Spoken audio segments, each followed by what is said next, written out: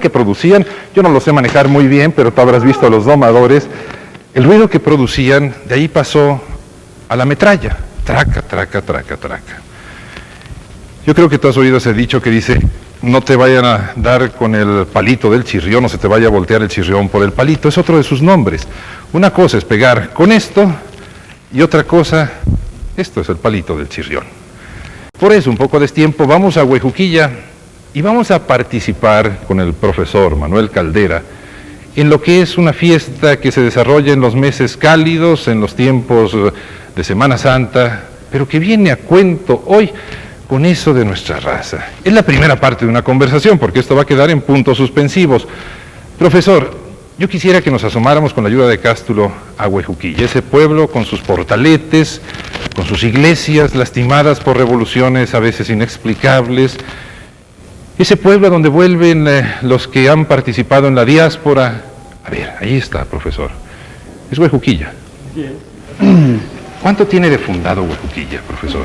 Pues la fecha exacta como fundación, pues no la tenemos. Algunos estudios hablan de 1573, pero creo yo que les falta un poco de base para poder afirmar con certeza de que así haya sido. Sí creo yo que en las últimas decenas del siglo XVI, 1585 a 1592, pues fue fundado ya lo que es realmente una fundación, y que antes no pudo haber una fundación. Ese kiosco, perdone que lo interrumpa, es muy singular, hecho todo de madera. Sí, sí es. Y una madera que cada día escasea más en los alrededores de Huejuquilla. ¿Usted sabe qué significa el nombre de Huejuquilla? Huejuquilla viene de Huexotla, que significa sauces, y el tla, significa lugar. Después, pues, vino una especie de híbrido, en donde el castellano le pone la terminación diminutiva de illa, que ya significa, pues, un pequeño lugar entre sauces. De allí están los sauces en la plaza. No, no son sauces, sino que el sauce crece siempre a las orillas de las vegas de los lugares húmedos, y por todo el río ahora brotan fácilmente miles de arbolitos de estos. Antes de que se hiciera una presa, como había poca agua, casi se agotaron los fresnos, los sauces. Se agotó el río. Pero después, que ahora es continuo, hay humedad continua por esa presa, los sauces empezaron a brotar por miles. Y ahora sí, pues... ¿Esa es la iglesia parroquial, profesor? Esta es un santuario que se construyó en 1848, terminó de edificarse. Es el santuario del Señor Divino Preso, que no es precisamente la parroquia. Hay otro templo importante, que es la parroquia precisamente. El Divino Preso. Huejuquilla fue un lugar muy sufrido por una de tantas revoluciones que han transitado por estas tierras. La cristera. Principalmente la cristera, ¿no? Bueno, pues sí, la cristera, pero ha habido otros movimientos que en Jalisco, digamos, en promedio, no intervino tanto en la Revolución Mexicana del 10. Sin embargo, la zona norte, como abandonada, como fue refugio y además un campo de batalla, puesto que allí no había ley, no había quien amparara, y muchas veces esta zona del norte de Jalisco pasó al estado de Zacatecas momentáneamente, o digo temporalmente, mientras el gobierno de Jalisco se ocupaba de defender los lugares aquellos rumbos, los prestaba mientras él no podía administrarlos. Y es todavía una cuestión de límites. Hoy en la mañana, si tú ves los periódicos, te encontrarás con que estos límites tan indefinidos, que son parte de nuestra constitución geográfica y son un proceso que estamos tratando todavía de resolver. Pero es Huejuquilla, los portaletes de una Puebla la han reconstruido, ¿no es cierto? Esto está remodelado ya. Sí. Yo creo que tuvo su época también de bache, donde Huejuquilla se les olvidó y ahora hay que darle este toque colonial. Usted dijo una palabra muy bonita, hibridación. Y es a donde vamos, a una hibridación de rituales, de costumbres, a una celebración que es capaz de congregar a toda la diáspora de los de Huejuquilla que viven en el norte. Fíjate, Huejuquilla es como tantos otros lugares en el estado, grandes productores de inmigrantes que tienen que marcharse a buscar otros rumbos, a buscar la felicidad que no la pueden encontrar en su tierra. A fin de año y al comenzar la Judea, que es en la Semana Santa, acuérdate, se ajusta al mes lunar, regresan todos aquellos que viven en Chicago, como me decía Genaro, que es el responsable de este ensayo hoy por televisión en Caída Libre. ¿Y esto qué tiene que ver? Me dirás, ¿qué tiene que ver que yo traiga este chirrión, esta tralla, este látigo en la mano? Va a ser una parte esencial de ese ritual que simboliza la lucha entre el bien y el mal, que es una lucha perenne. ¿Por qué existe el mal en la tierra? ¿Por qué, insisto, si quieres lee el comienzo del libro de Job, y verás qué preguntas tan fundamentales se hacen ahí sobre la bondad y la maldad que somos capaces de desarrollar todos los seres humanos. Ahora nos vamos a introducir en la Judea, fíjate. Aquí las palabras tienen un significado y un simbolismo esencial en la Judea de Huejuquilla. El profesor Manuel Caldera, tú y yo, para conversar sobre nuestra historia tan singular. Seguimos, allá tú.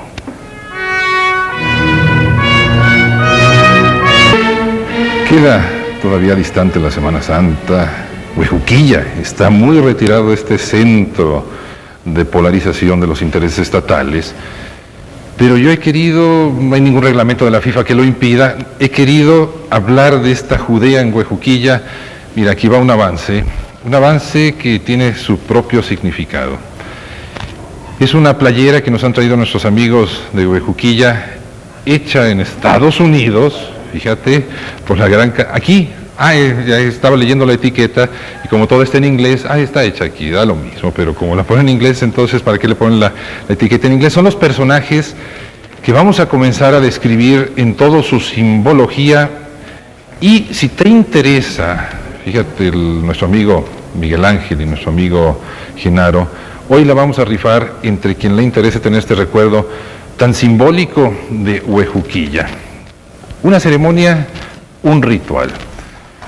La palabra ritual no significa en su quinta esencia, en su último significado, sino costumbre. Pero el profesor me decía, esta palabra hibridación, las costumbres y nuestro mestizaje se van enriqueciendo con las aportaciones que se van realizando. Llegan los misioneros y se valen del teatro para la evangelización. El teatro era como la televisión de aquellas épocas, en circuito cerrado, y se valían de esas obras teatrales, autosacramentales, qué sé yo, para evangelizar a los individuos que iban encontrando en su paso colonizante. Y en Huejuquilla estas obras teatrales se hibridaron, se mestizaron, y la resultante es algo que ahora comenzamos a ver. Cástulo, sobre la marcha conversamos, si quieres, vamos viendo estas imágenes donde van a aparecer unos personajes que requieren de toda una explicación porque el lenguaje a veces puede resultar ofensivo. Esta es una torre muy nueva de la iglesia parroquial, ¿verdad? Sí, es un conjunto neoclásico, esa es la parroquial. Esa es más vieja que la anterior, pero fue reconstruida. Y se le van añadiendo, es otra hibridación arquitectónica. Pues tanto así no, es un poquito más puro. El otro es un poco gótico, pero tiene algunos otros detalles. Pero allá a la derecha de la campana una cicatriz de algo que... una bala. Este se construyó mucho después de que se dieron esos movimientos armados. Fue después. Fue un borrachito sí, que en la plaza... El que sufrió consecuencias fue el santuario que vimos ahorita. Y aquí comienza lo que le podríamos llamar la preparación de la Judea. Y Judea, y cuidado las palabras, sin judíos no podría ser Judea. Claro. Pero es todo un simbolismo, por favor, dentro de nuestra práctica de la televisión en caída libre. Son muy respetuosos del caquinismo, que quien entiende su propia búsqueda de la felicidad trascendental, su teleología particular. A ver, suelta las imágenes, Cástulo, porque esto es otra hibridación. Los que vienen del norte, que ya están participando, ahí se ve el mestizaje, los atuendos, la tejana, pero las costumbres de Huejuquilla quedan todavía. Esa figura que maneja mucho el profesor Caldera. Es como la construcción de las iglesias, se van tomando piedras y se van acomodando en forma armónica. Ahí está el atuendo. Estos individuos son... ¿Quiénes son, profesor? Son precisamente los judíos. Buscan entre la gente joven a quien el joven que señala la serpiente del mal, que es la serpiente Cora, que es representada precisamente por el látigo,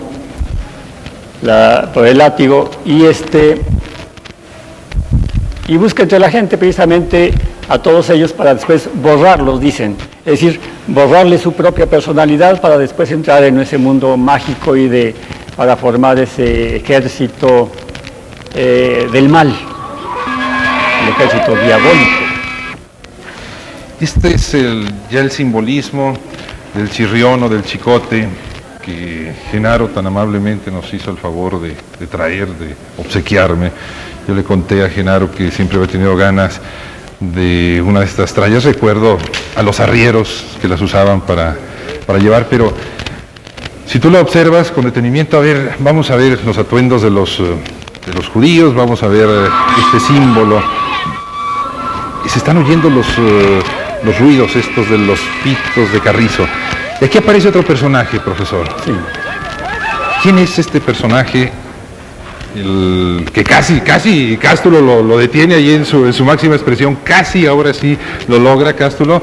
Te recuerdo, Cástulo, que tengo en mis manos un chirrión, una tralla o un chicote que puede resultar de consecuencia, ya verás lo que puede ocasionar en un cuerpo humano. Se llaman le llaman allá cuero de cochino, simplemente.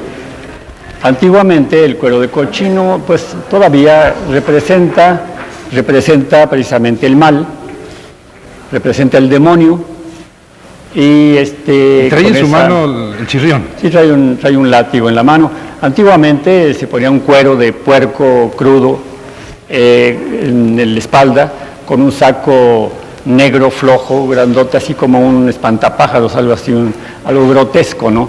Y trae una máscara de puerco y cuernos de venado. Hay otra hibridación, ¿sí? Otra hibridación. Y ese, pues, representa eso precisamente, el mal. Y el látigo también es la serpiente que... Bueno, esto trata uno de relacionarlo con los ritos coras, precisamente por la vecindad de estos pueblos, con la mesa del Nayar, y desde luego con todos los coras y sus ritos. Incluso, pues, hay ciertas semejanzas entre la cuestión de lenguas, entre los huicholes y los coras. Y el cuero de cochino trata de golpear a los otros, de quitarse los golpes con un pequeño leño. Pues es todo lo que traen allí. Ese es un solo garrote que traen allí. Se ponen ropa gruesa, sombreros de palma gruesos también, pero pues es difícil que no le llegue, porque como vemos hay algunos látigos de esos que traen por allá de cuero crudo, en donde suenan duro. Es difícil que un latigazo se quede en el aire y no llegue a su objetivo, ¿no? Si repite Cástulo esa escena, si nos hace el favor, podríamos ver cómo sí llegan a su objetivo, que es el toreador, el que anda. Y sí, todos llegan a su objetivo. ¿Y por qué estos toreadores se exponen a que les den chicotazos? Bueno, pues viene ya de costumbre, aunque antiguamente el pueblo no entraba tanto en este festejo, sino que era solamente una representación entre los que realmente eran los judíos y estos dos personajes. Pero poco a poco el pueblo hizo suyo todo esto y entró en escena. Antes eran una especie de cofradías, eran grupos selectos, que estaba viendo en este momento cómo el cuero de cochino sí acierta. Pero vamos a retomar un poco la conversación. Esto de los judíos se diferencian de los otros seres que participan en la Judea por esos gorros que llevan, que les hacen perfectamente identificables. Sí, bueno, ese es el atuendo, así de muy viejo también, aunque antiguamente esto no se sabe el cartón, sino simplemente pañuelos pero esos pañuelos que usaban en la cabeza llevaban dibujado lo que ahora llevan dibujado una serie de animales, porque antiguamente estas tribus del norte, junto con los chichimecas, comían animales con la idea de que ellos iban a adoptar las mismas características del animal. Por ejemplo, un águila, con su agilidad, con su penetrante mirada, el alacrán, por ejemplo, también, que era ponzoñoso, la víbora, que también tenía pues todos esos efectos de venenoso. Entonces se dibujaban en el cuerpo y en todo su atuendo también, se dibujaban ese tipo de animales, pensando que al comer eso iban a tener las mismas características del comido, del animal comido. Pero también habría que aclarar algo que es muy relevante en esto. Dentro del ritual de la Iglesia Católica, a los judíos se les exculpó de la muerte de Cristo hasta hace un parpadeo, hace unos pocos años. Y vuelta con lo mismo, la teleología, la explicación del bien y del mal, el responsabilizar a unos solos de todo el mal y para purificarse uno mismo. No, malos los otros, buenos tú y yo. Eso es el haber quedado la figura de los judíos ahí representados en la Judea, y el nombre es muy simbólico y muy ilustrativo, en la Judea de Huejuquilla. Quiero mostrar de nuevo esto que nuestros amigos Miguel Ángel, Genaro nos han traído. Si te interesa, es toda una playera o camiseta, llámale como quieras, el trabajo es que nos entendamos, con todas las figuras relevantes de este ritual tan formidable y que convoca a gentes de todas partes a observarlo y a tratar de descifrarlo. Es lo que el largo viaje a Huejuquilla, yo te invito también, busca un plano de Jalisco, un mapa de Jalisco y ve dónde queda Huejuquilla. Pero vamos a rifar la camiseta. Felicidades por sus conocimientos, dice Jesús Cabrera, del sector Reforma. A Óscar Tejera la rifa del libro. Saludos a Álvaro, que está buena nuestra conversación. Esto no llega ni a programa, es una simple conversación. Gracias Antonio Rivera. Gracias Graciela Briceño, que le interesa la rifa del libro. Agustina Cortés, rifa del libro. Rifa del libro, las traidoras aquí están tan efectivas como siempre, participando en su ritual. Carmen Hernández, playera, la camiseta. Guadalupe Fernández Torres, Emelia Ayala Orozco, Ramón Torres Andrade, gracias por arruinarme la rifa del libro, ingeniero Miguel Ángel, libro Jesús Chávez, el libro Evelyn Sánchez, libro Consuelo Sotomayor, Ana Guadalupe Franco de Muñoz, la camiseta. Usted es pariente del capitán Miguel Caldera, dice la maestra Amalia. Bueno, Miguel Caldera no tuvo más de 2 mujeres descendientes. No sé, yo nunca me he interesado en buscar a ver si es mi ancestro o no. Fue, en cierto modo, fundador de Huejuquilla, como ve, fue también fundador de San Luis Potosí, de Colotlán, también. Este capitán vivió en la última mitad del siglo XVI, murió en 1597. Eso es también parte de nuestra ancestralidad. Si somos un mestizaje, una hibridación, y si lo seguimos negando eso, vamos a seguir inexplicablemente dando con el fracaso histórico. Si seguimos quitando piezas para armar el rompecabezas que es el proyecto nacional, nunca se va a poder armar. Somos coras, tepehuanes, huicholes, el ser aztecas no alcanza a explicar toda la complejidad de nuestra raza. Esperanza Ramírez, gracias. Evelyn Sánchez, gracias. Consuelo Sotomayor, gracias por interesarse. Clara González, gracias. Y seguimos aquí hasta agotar existencias en esta Judea de Huejuquilla, tan distante de Huejuquilla y tan próxima a nuestra forma de ser. Seguimos. Porta esta camiseta nuestra conversación sobre Huejuquilla, que se rifará hoy. Si te interesa, llama. Y el chirrión es el licenciado en educación Genaro González, mi tocayo, quien es el que nos ha introducido en estos misterios, que tiene mucho que ver con la organización y con la preservación de este fragmento de nuestra cultura jalisciense. Busca en el mapa, es tan bonito viajar a través de los mapas. ¿Dónde está Huejuquilla? Allá donde Zacatecas y Jalisco no saben dónde termina uno y dónde comienza el otro. Pues es a veces difícil. Estamos rodeados casi totalmente por Zacatecas y sus haciendas circunvecinas fueron quitándole desde el siglo XVIII, a principios del siglo XVIII, fueron quitándole parte de su fondo legal que en tiempos de Miguel Caldera le había dado el rey de España. Y por lo tanto, a la fecha, nuestros límites son totalmente indefinidos. Totalmente. Y se han llevado hacia Zacatecas principalmente varios cientos de kilómetros cuadrados de lo que fue. Debo decirte algo que es muy paradójico. El profesor es de un lugar que, si traducimos el nombre, significa el Valle del Paraíso, Valparaíso. Es de Zacatecas, pero dice, nos han quitado los de Zacatecas, a los de Jalisco. Sí. Cuando tú revisas las constituciones de México, si es que algún día te preguntaba, ¿te gusta leer? Revisa las constituciones de México. Hay una parte esencial de las constituciones que es nuestra constitución geográfica, donde comienza cada uno de los estados. Pero quedó aquello tan indefinido que ahí están los problemas limítrofes con Zacatecas. Pero vamos a seguir con esto, que también es un problema limítrofe con nuestra esencia nacional. La mexicanidad, ¿cuántos elementos encierra además del presupuesto de que aztecas somos y que por la historia vamos?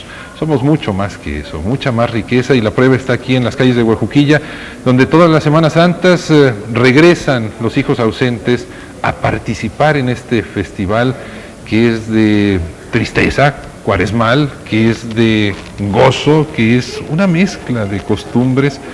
La palabra Cora, ¿qué significa? No sé exactamente el significado de Cora. Antes se usaba la palabra coringio, algo así, con lo que se distinguía a los coras.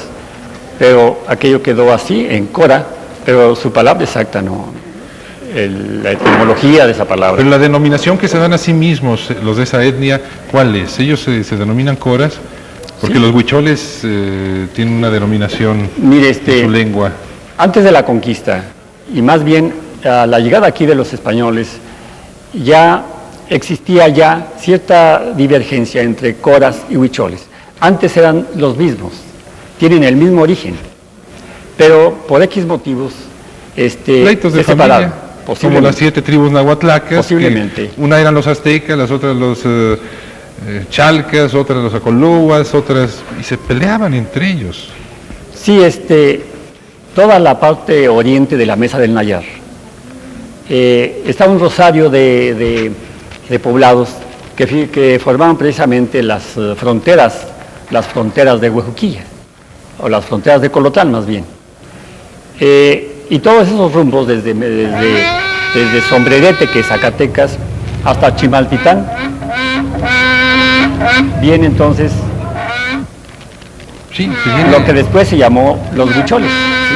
Huicholes, coras, tepehuanes. 3 grupos étnicos que algo semejantes, como que tuvieron un cierto origen común. Profesor, esto de los cuernos, a mí me parece una reminiscencia a todo el uso bíblico del shofar. O sea, el rabino, en el Viejo Testamento, el shofar, las murallas de Jericó, las trompetas no eran sino shofares que entonaban sus cantos melancólicos. O sea, es otra hibridación, otro elemento más de hibridación.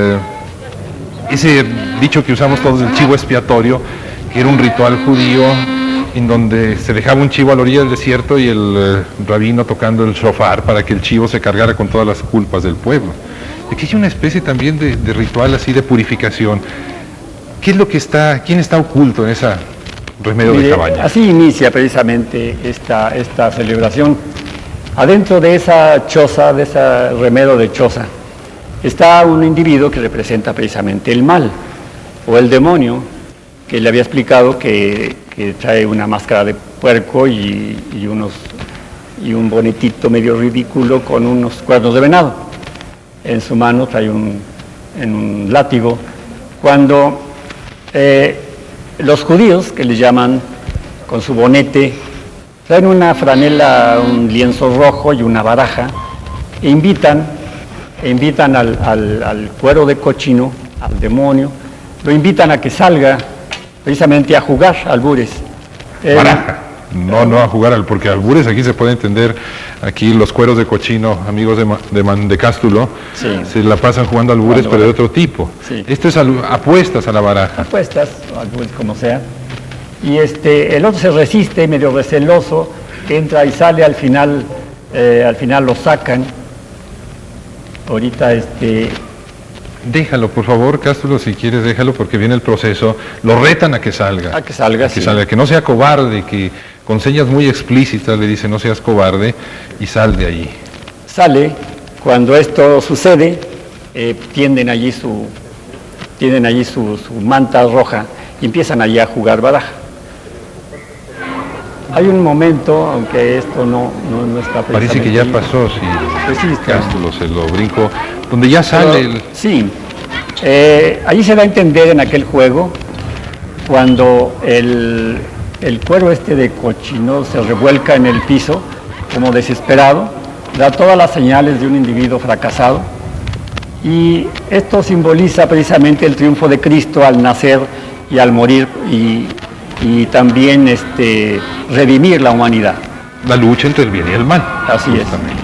Entonces, de allí en adelante se entabla esa lucha entre el bien y el mal durante toda esta celebración que dura, pues digamos, 2 días, casi 3.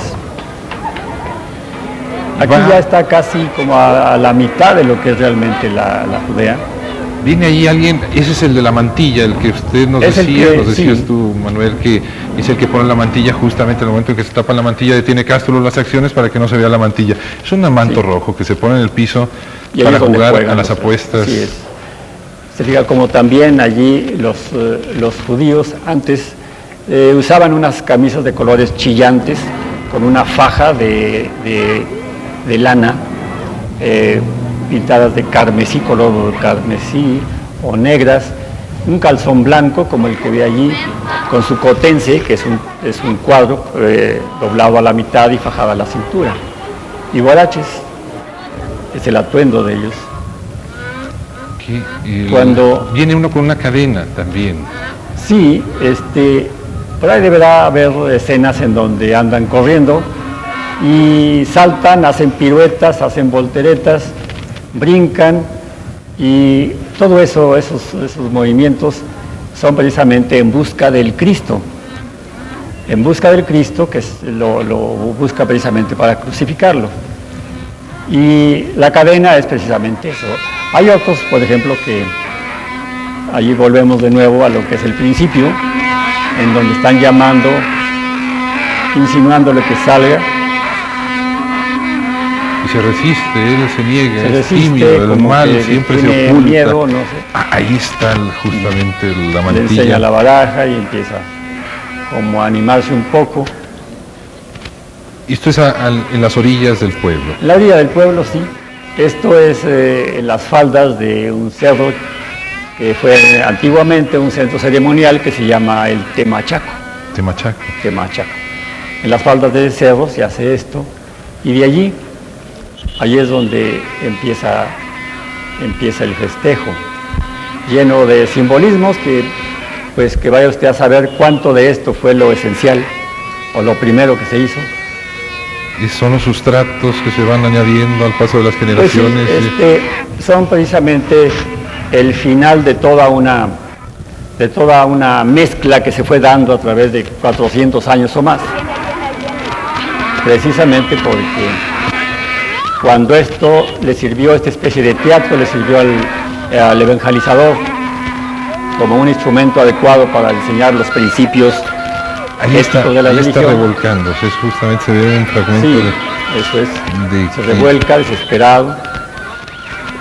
Este es otro cuero de cochino que trae unas caras. Sí, antes era solamente un barrabás y un cuero de cochino, pero debido a la demanda de trancazos, entonces se han duplicado. Ahora sacan 5 cueros de cochino y otros 5 o 6 barrabases. La demanda de receptores, Sí. aquí espero se triplique al final de esta conversación, aquí en Circuito Cerrado, espero se triplique con los jovencitos allá que no se atreven a exponer sus rostros de cuero de cochino.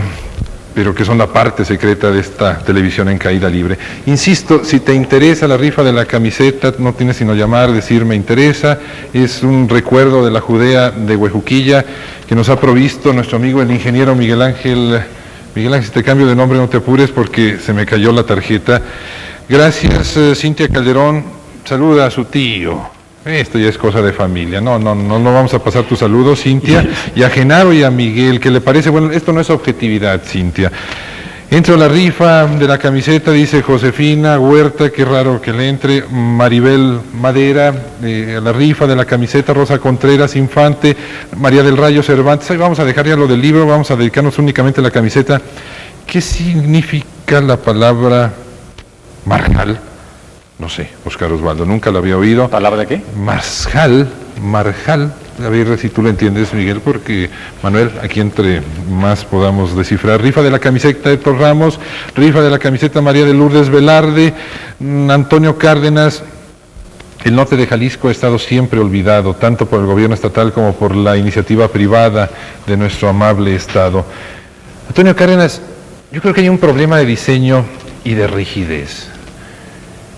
Nuestro estado es muy hermoso, pero con su actual forma geográfica es muy difícil de administrar.